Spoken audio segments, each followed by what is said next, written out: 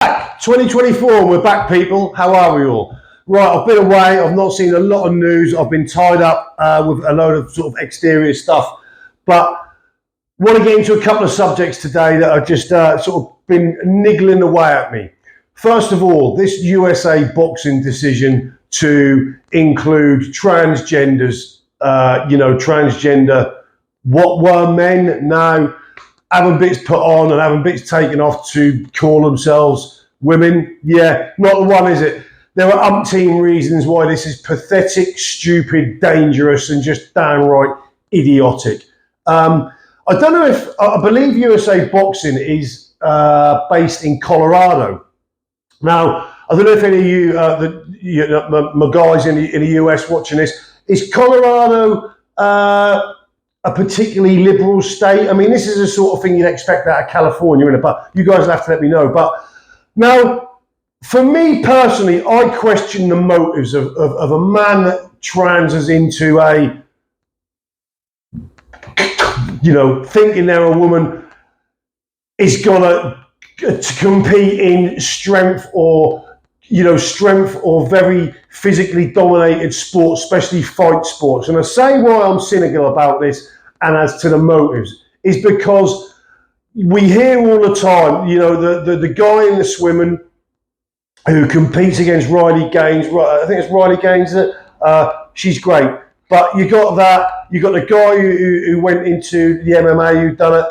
Now, you never see instances of, this is confusion, so let me just think about this. You never see instances of women that transgender themselves to men and then want to compete against real men, do you? You never see that. Now, and I haven't heard of that in any combat sports. And is this because even transgenders that were women that now decide to be men, even they realise I'm going to get smashed up if I compete against a real man, a genetically born male.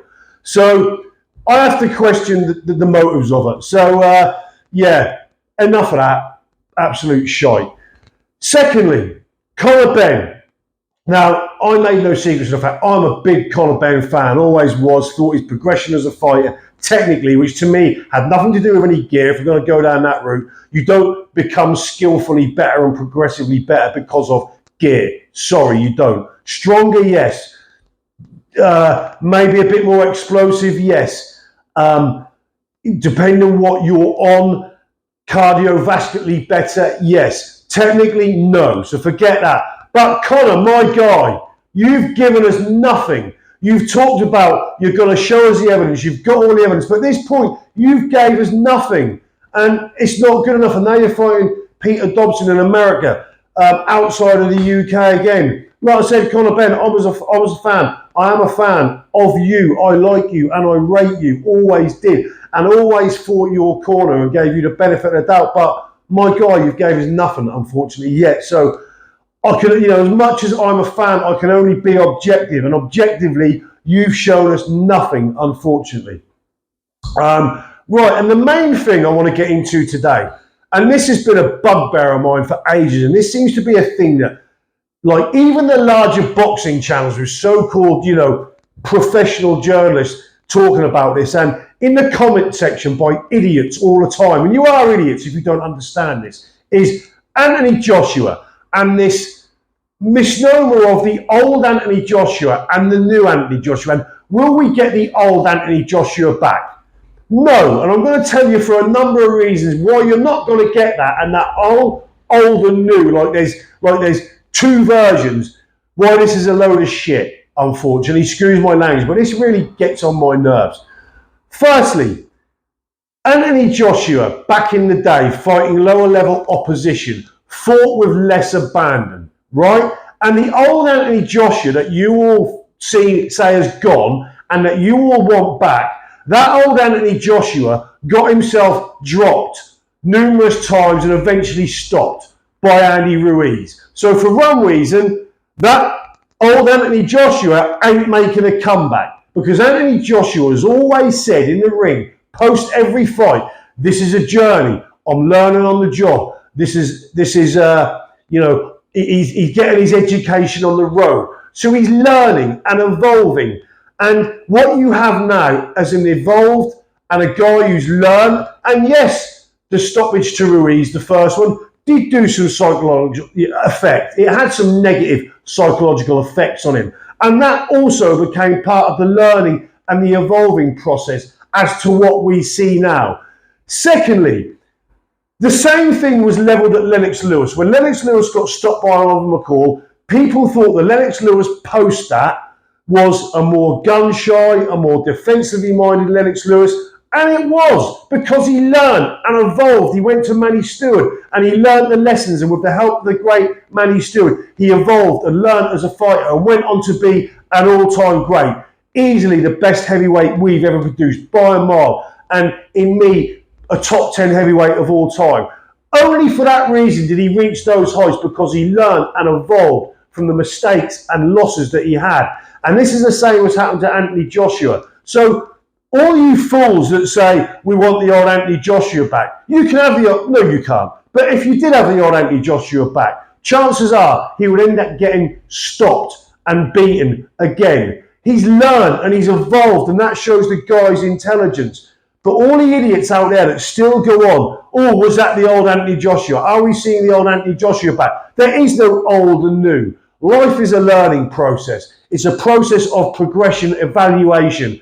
And that's what he's done very, very smartly and very successfully. So when are we going to put this argument to bed? All these YouTube channels that we'll have on there, clickbait, is it the old Anthony Joshua? The old Anthony Joshua's gone. Yes, that Anthony Joshua is gone, because that Anthony Joshua was part of a process. That stage of that process is long gone, is long past. So you're never going to see that again. And I don't want to see that again. I don't want to see an Anthony Joshua runs the risk of getting knocked out. And something I always talk about, that I see in the comments also, is where you see people saying, Anthony Joshua's got no bottle. He quit against Ruiz.